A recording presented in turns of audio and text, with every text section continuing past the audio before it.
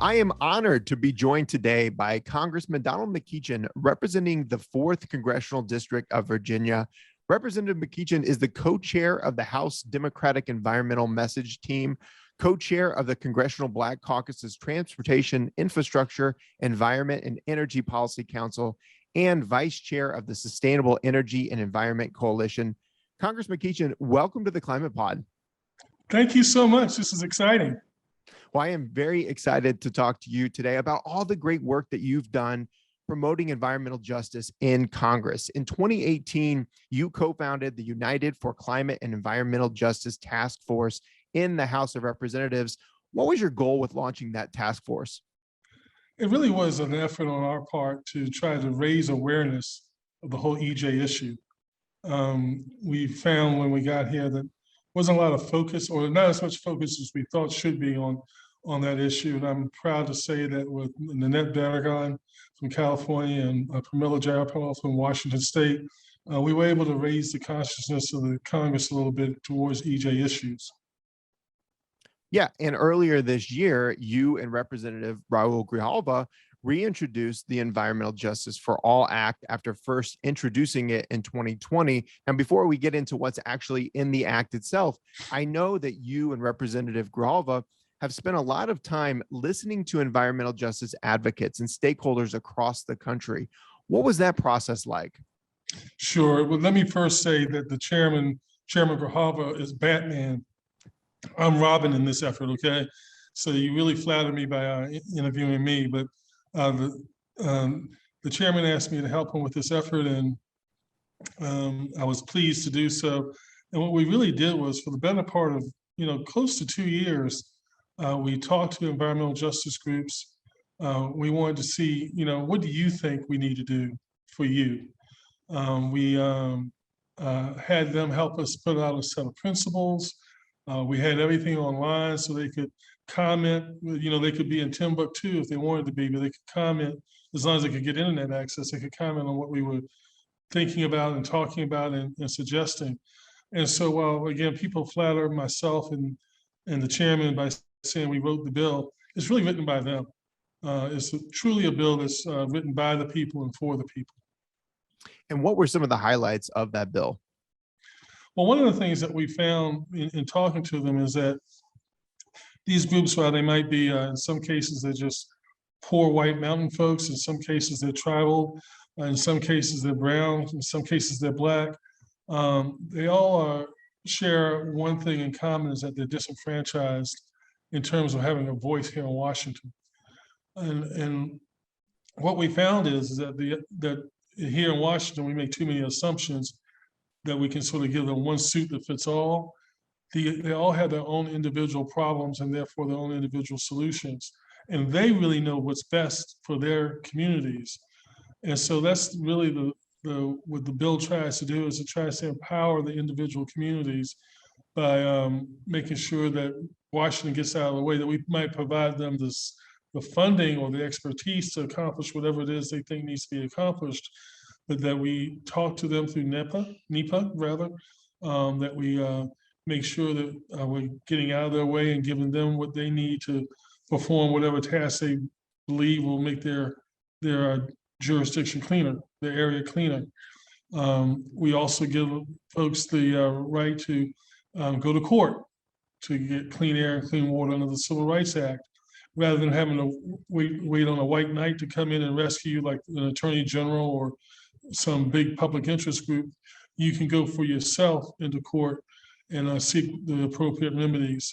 So that's just some of what the bill does. And I would be remiss if I didn't talk about cumulative impact, because it really introduces in a very significant way the concept of cumulative impact. And as you know, and as your listeners know, when we cite a project, oftentimes we just look at what that project is going to do in and of itself to a particular community. We don't take the time to look at whatever else is going on in that community, whether there's 4 or 5 other projects or what have you, that might be polluting the air, polluting the water, what have you. And so cumulative impact takes into account everything before we cite that next project. And maybe we don't cite it there because of what the community is already having to deal with. Well, the House recently passed the Build Back Better Act, which is now waiting for a vote in the Senate. What environmental measures were in the Build Back Better Act that address some of the communities that you were just talking about? Um, if I can sort of reorient that question a little bit, because one, all the acts are now running through my brain. And I'm not certain that I'm going to be able to separate them now because we've done a lot of work. But one of the most significant things that we've done, if I can approach it that way, is the Justice 40 initiative.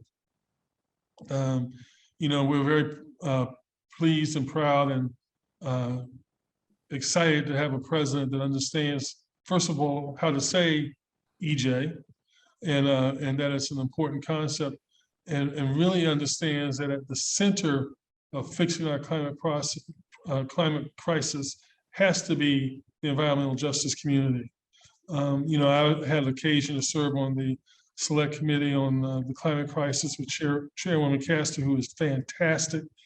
We wrote a 500-page report, and in that report we said EJ has to be at the center of any solution. The Biden campaign picked that up. The Biden administration has now picked that up, and it manifests itself in Justice 40, which is an opportunity to make sure that 40% of the monies that are spent on the climate crisis are spent on EJ communities and spent in a way that is benefiting those particular communities.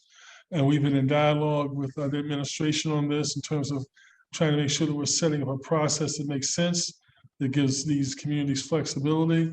And so I'm excited, because too often what we see is that those communities, again, poor folks, brown folks, tribal folks, Black folks, come at the end of an economic revolution and not the tip of the sword. And so, we're in the process of greening our economy. We're in the process of reinventing our economy. It's an exciting time to be alive.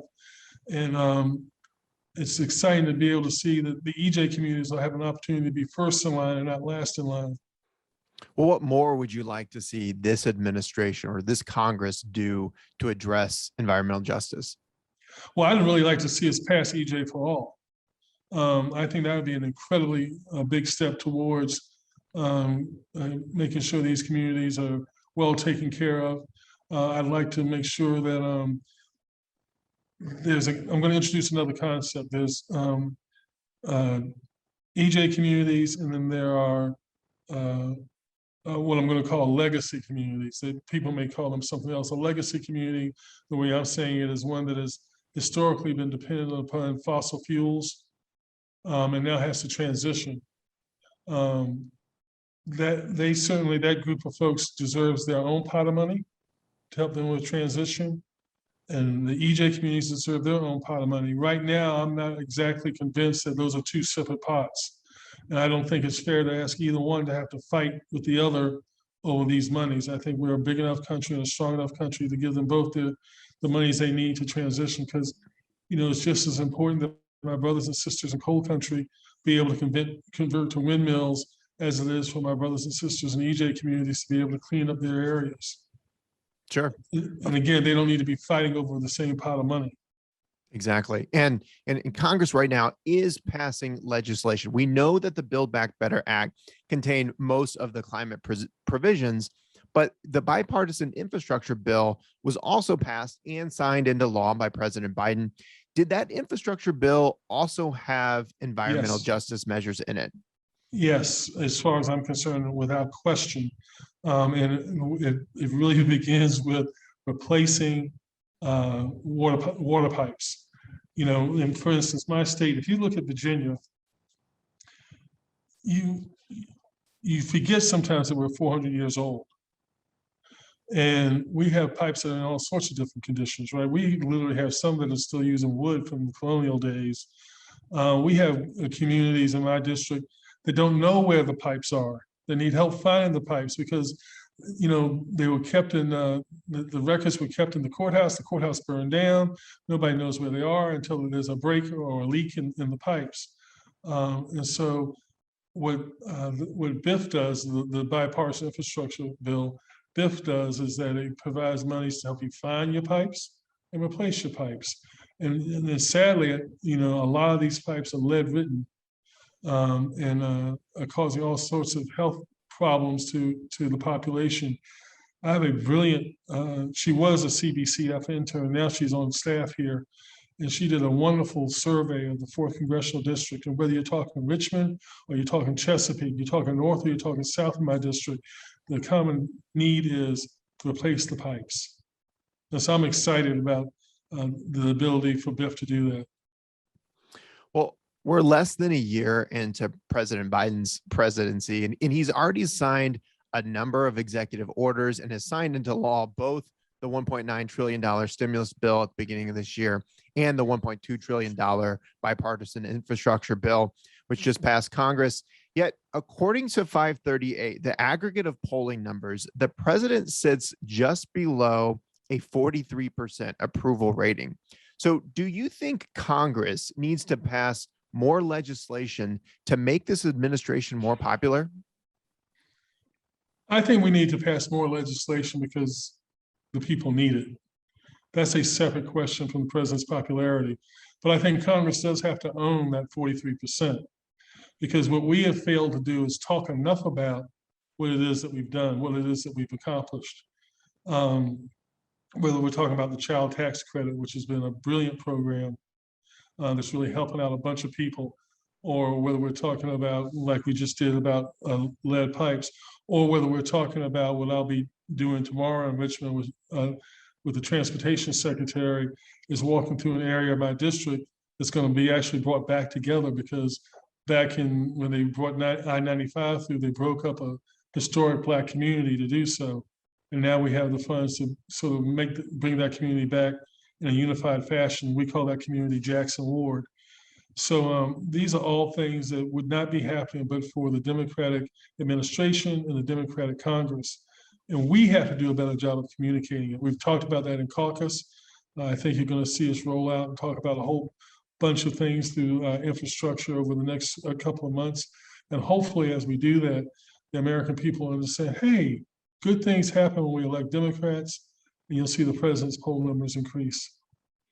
I mean, you mentioned it. We all know it. The reason why President Biden and Congress have been able to enact as many legislation goals this year is because Democrats have the majority in the House and the Senate and the presidency. What will Democrats' message be to voters in 2022 to help them retain these majorities and continue to pass substantial and much needed legislation in the second half of President Biden's first term? I think it'll be the Democrats deliver, that you are better off than you were, however many years ago the Trump administration was, depending on when we're delivering the message. And I think also that there's going to be a component about January 6th. I know you and I aren't here to talk about January 6th, but that's inevitably going to be a part of the message, because we're going to be asking our Republican opponents, where were you on January 6th? What did you do to preserve the Union? What did you do to preserve our democracy? That's also going to be a component of what we are talking about as we get closer to Election Day, which is like 11 months away. Right, right. But who's counting? Right. Well, I'm happy to talk about January 6th. I mean, looking back at 2021, this has been a really sad year for American politics, starting with that insurrection and continuing all year long with just extraordinarily inappropriate comments from Republicans in Congress against their own colleagues. What have you made of the behavior of your Republican colleagues throughout the year? Well, it's been disappointing, to say the least. Whether it's folks threatening to kill folks, or folks just being quiet and not standing up to say this is wrong, it's been disappointing across the board. I can't imagine what it would be like to be AOC or Ilhan Omar and have to be able to deal with those threats. And to actually see a junior member of Congress surrounded by Secret Service protection is mind-boggling. It's absolutely mind-boggling. I go back and forth about my daily business with no protection because I don't need it. I'm not crying about it. But it's got to be a hassle for them as young women to have to deal with that type of security all the time, 24/7. So I feel for them. They, while I may disagree with them on policy issues, they have done nothing to deserve that type of treatment. And again, I have served with some of my colleagues from Virginia since our days in the General Assembly, and feel like I know them well. And so I am sorely disappointed that they haven't stood up at a minimum and said, this is wrong. This is not how we should be conducting business. We need to know, we need to be able to disagree without being disagreeable. And it really is a minority of Republicans making the whole party look awful, just awful. Yeah, and you're right. And no one seems to be standing up on that side of the aisle and saying, this is wrong. This has to stop. These are racist, violent threats against members of Congress. Do you see any signs that this is going to improve? Well, I'm the eternal optimist, and so I absolutely believe it's going to improve. But I think we're going to have to go through some stuff, and I use that word because we're on the podcast. I'd say something else otherwise. But I think we're going to have to go through some stuff to get there. We're going to have a final resolution to the Trump problem, which may mean beating him in 2024 again. We're going to have to beat some of these folks at the polls so they learn that this type of action, or the types of behavior, I should say, that they've engaged in aren't really appropriate, and you can lose your office by that, by engaging in that process. Because taking them off of committees just gives them more time to be mischievous, right? And I think we did the appropriate thing because we took the only action really available to us. But in reality, what they've been able to do is raise more money and get in, and raise more hell. And so ultimately, we're just going to have to retire them. Yeah, and if the Republicans retake the House in 2022, if Kevin McCarthy becomes the House leader, what does that mean for people that care about the climate crisis? I think it's going to be potentially two wasted years. Hopefully we won't lose the Senate. But if we do, we certainly won't. We'll certainly still have a Democratic administration in the White House, which will be able to at least strike a balance and not let us go backwards.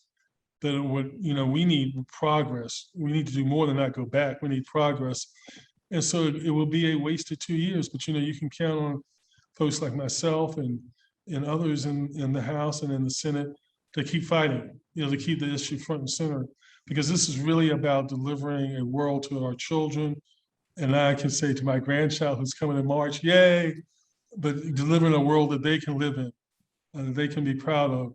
I was an Eagle Scout growing up, and I always learned to make sure that the campground is better than the way you found it. And that applies to the planet Earth as well.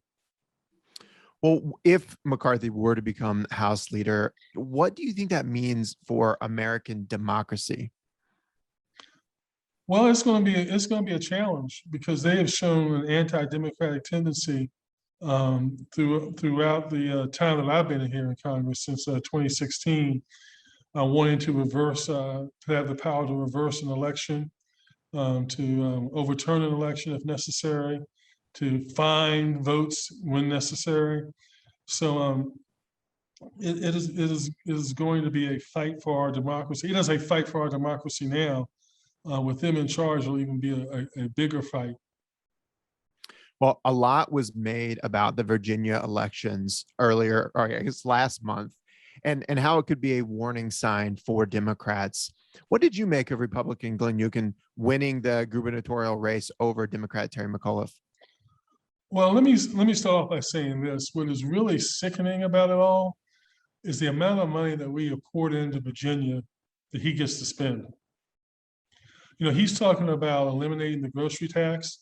The only way he can eliminate the grocery tax is because we've given him a whole pile of money.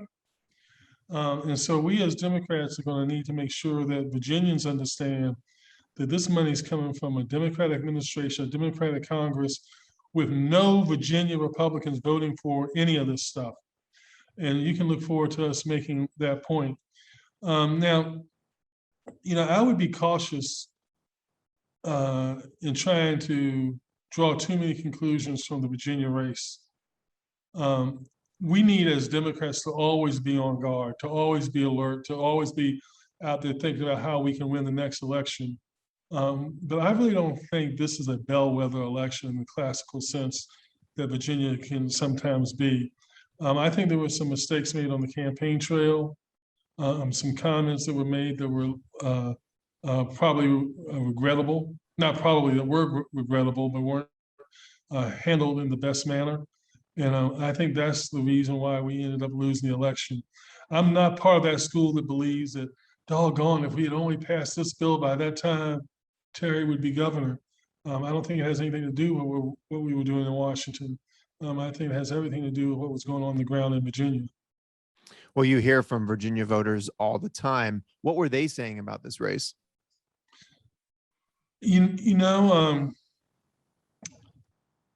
Obviously, when you are hearing from Virginia voters all the time, you're hearing from a lot of partisans.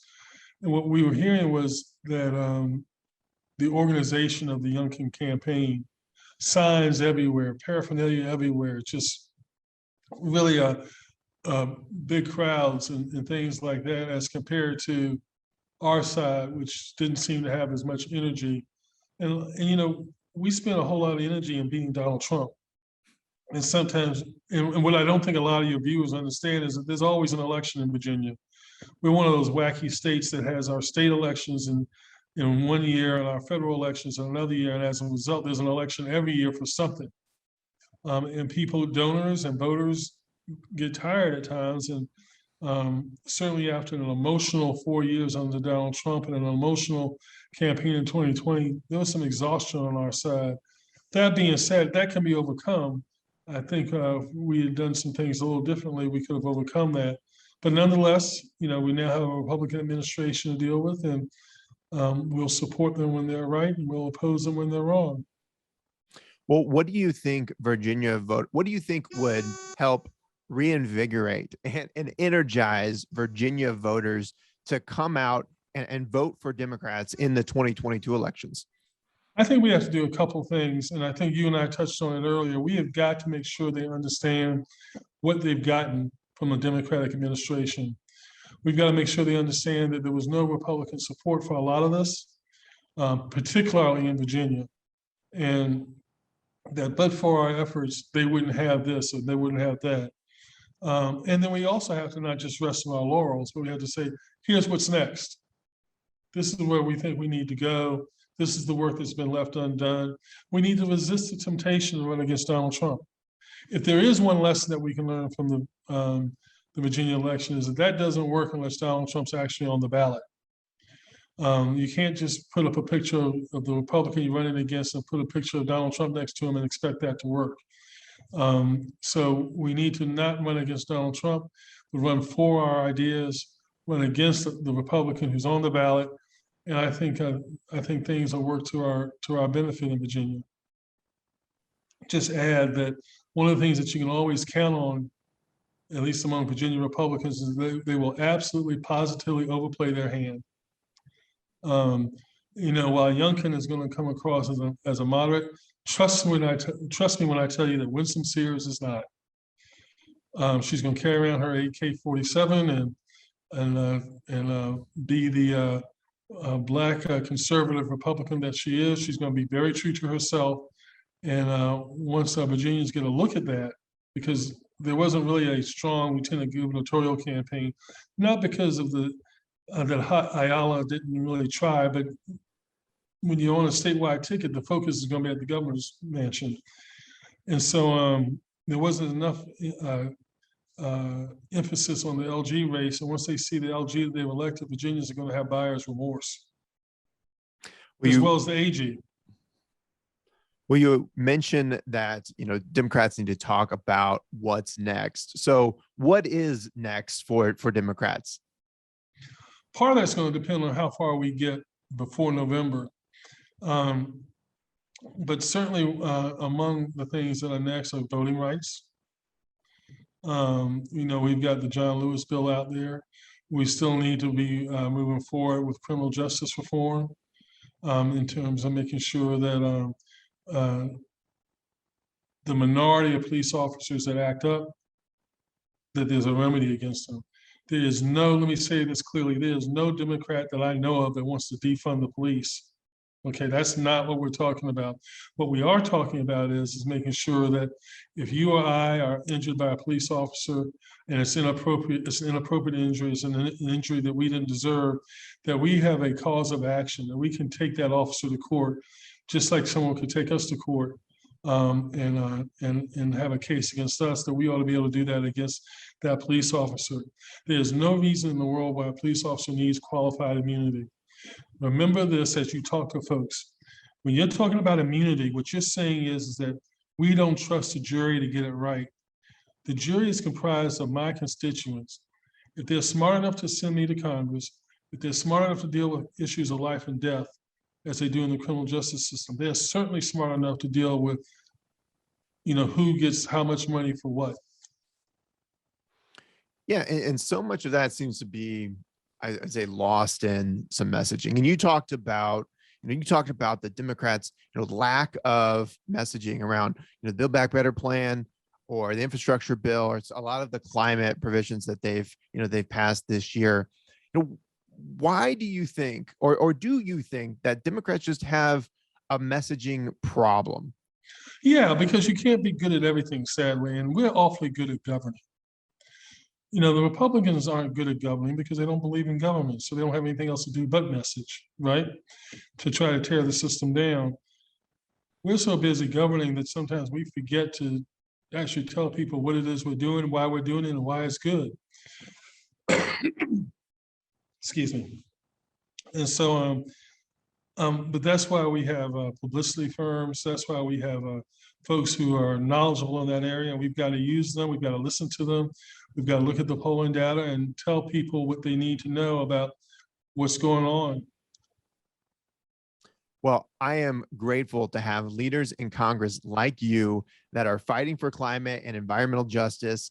And I know we've got a long way to go, but a lot of progress has been made. And that's a result of all the hard work done by you and your colleagues.